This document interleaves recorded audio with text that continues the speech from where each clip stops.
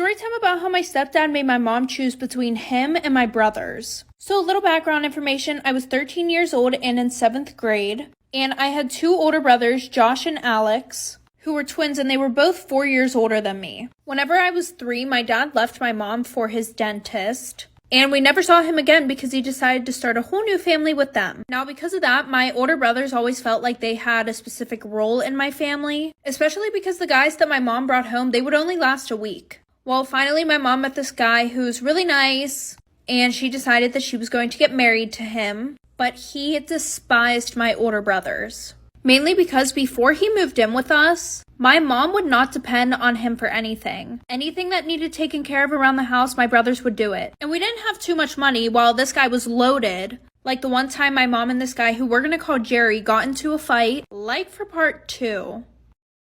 Part 2 about how my stepdad made my mom choose between him or my brothers. So like I said, my mom and Jerry got into this one fight, and it's a super long story, but pretty much all it made Jerry realize was that he did not have authority over my mother, and she didn't have to depend on him for anything because my brothers would always be there for her. Now, Alex was more of the shy one. Meanwhile, Josh was super hot-headed and didn't deal with anybody's bullshit. And fast forward, my mom and Jerry move in together. That's when we realized that Jerry was super abusive. And Jerry knew that he could pick on Alex whenever he wanted because he wasn't going to do shit. And most of the time, Josh wasn't home because he literally hated Jerry. The one time Alex came home and he did really bad on this one test. And Jerry was like, oh, he needs to learn discipline, blah, blah, blah. The next day, we all were sitting down for breakfast and we saw Alex come downstairs with a black eye. And that's whenever Josh flipped the fuck out. He grabbed Jerry, ripped him across the fucking table, and threatened him with a kitchen knife. And my mom called the cops, like for part 3. Part 3 about how my stepdad made my mom choose between him or my brothers. So like I said he needed to teach some discipline, so he literally beat the shit out of Alex. And we all didn't know until he came downstairs the one morning for breakfast. And that's whenever Josh flipped the hell out. He threatened Jerry with a knife. After that, my mom called the cops. I didn't really do anything but try to de-escalate the situation. But after that, Jerry called a family meeting down to the kitchen table. And he was like, I will not deal with this level of disrespect in this house. He was like, you need to choose between me or them. She was like, well, I'm not going to choose between you or my kids. And he was like, well, then you need to choose them leaving the house. They're about to be 18. They can leave and get their own place. So my mom ended up choosing Jerry because Jerry had a lot of money. And my brothers weren't really that mad about it because it got them out of the house. And my mom would send them a lot of money every month. And Jerry never knew about it. But now instead of him being abusive towards my brothers, he's way more abusive towards my mom. Story time about how I was the side chick. So it was my freshman year and I had just moved to a new school. And I lived next to this senior boy. You know, the one that thinks you're good enough to do stuff with but not good enough to date? Yeah, that one. Well, we both were on the same bus and I thought he was really cute, so I asked him for his Snapchat. And I got it. So we started talking a lot, and we would always talk about me sneaking over his house because my parents were super strict. So homecoming night, I saw him grinding with this girl, but I didn't exactly think anything of it because literally everybody was just being passed around. Well, I went home after, and at like 2 in the morning, I got a text from him saying to come over. So I went over there, we did the dirty, and then I started to go over there almost every other night. At 2 in the morning. And there was this one girl that I got really close with. And I told her all about the situation, but I didn't tell her till like 3 months after it was happening because he told me not to tell anybody, of course. And she goes, you know he has a girlfriend, right? So I felt really bad and confronted him, like for part 2. Part 2 of me being the side chick. So that night he had asked me to come over again. And I went over there, but it's not what you think it was for. I got over there and I was like, when were you gonna tell me you had a girlfriend? Literally, this comment made me want to throw up. He goes, what do you mean? I thought you knew. So I was like, no, I actually didn't. And he goes, so does that mean you don't want to come over anymore? He goes, I really liked you, and I was gonna break up with my girlfriend for you. Which I know this is so bad, but that made me happy because I had the biggest crush on him. But then I just left. And the girl that he was dating was a senior. And I asked my friend for her Snapchat so I could Snapchat her. So I did, and I told her everything that was going on. And somehow it got flipped around on me. Her saying that I was obsessed with her boyfriend. And then she got the nudes that I sent her boyfriend and sent them around the whole school. My new school. Moral of the story, if he says he's single, make sure he's actually single. Story time about how my boyfriend was cheating on me for 3 months straight at his new job. So a little background information. At this point in our relationship, I did not have much trust for him because of his cheating in the past. Well, when he got this new job, I decided that I was going to start trusting him. I don't know why, stupidest thing I've ever done. So a month goes past, he's been working at this place for a while, and he comes home one night with a girl's phone number in his pocket. And I'm like, whose phone number is this? He's like, oh, one of the girls that I work with wants me to talk about her problems with her. So I threw the number away and I started to get really paranoid.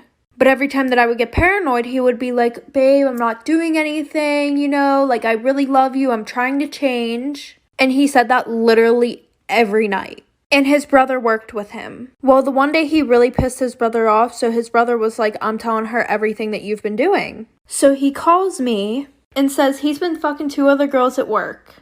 Like for part 2. Part 2 about my cheating boyfriend.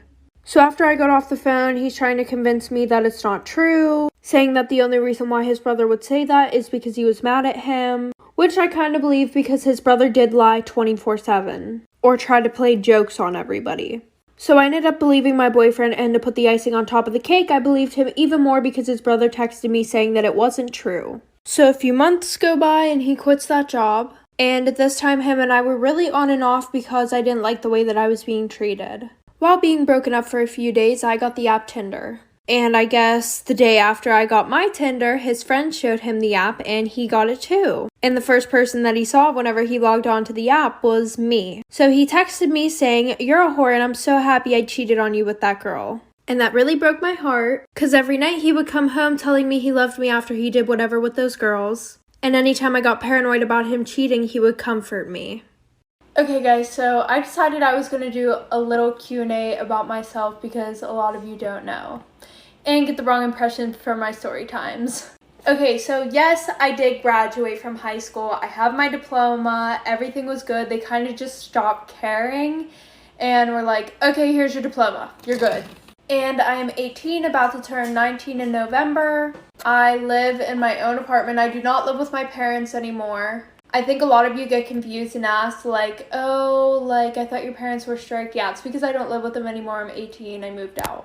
When did I start doing TikTok? Last summer. How long have I been doing makeup for? Probably like 4 or 5 months.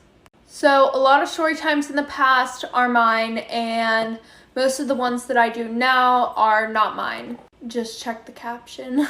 And yeah, just thought I would let you guys know a little bit about myself.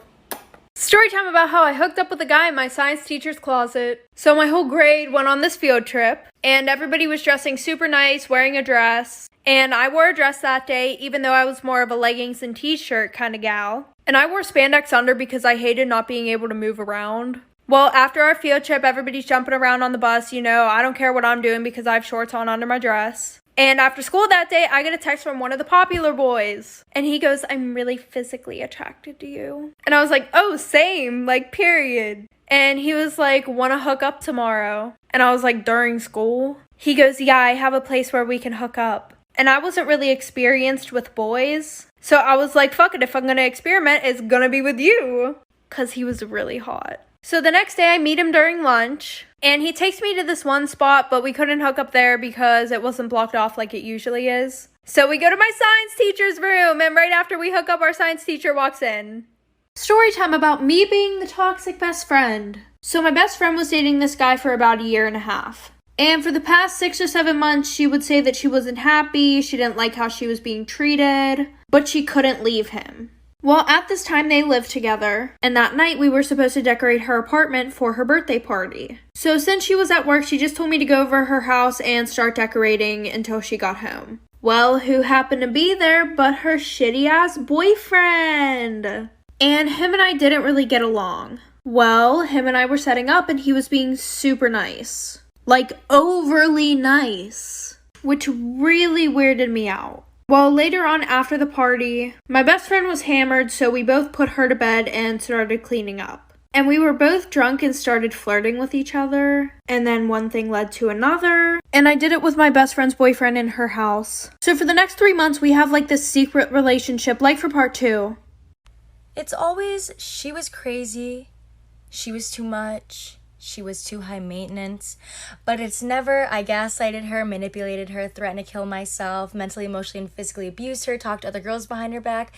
It's never that. part 2 to me being the toxic best friend. So like I said, him and I had this secret relationship for like 3 months straight. And I would always just go over to my best friend's house while she was working and see him then. Well, the one day she came home early from work. And she walked in on her boyfriend and I in her bed. So after that, she finally got the courage to leave her boyfriend. And now she's happily married. So I kind of saw it as I pushed her to do something that she knew she would never do. And after having my number blocked for like 3 years, she texts me and she says, "I wanted to thank you for what you did. You showed me that I could leave my boyfriend and that you were actually just a terrible friend. But now I'm happy for her. She's living the best life that she can live, and I'm still with her ex-boyfriend."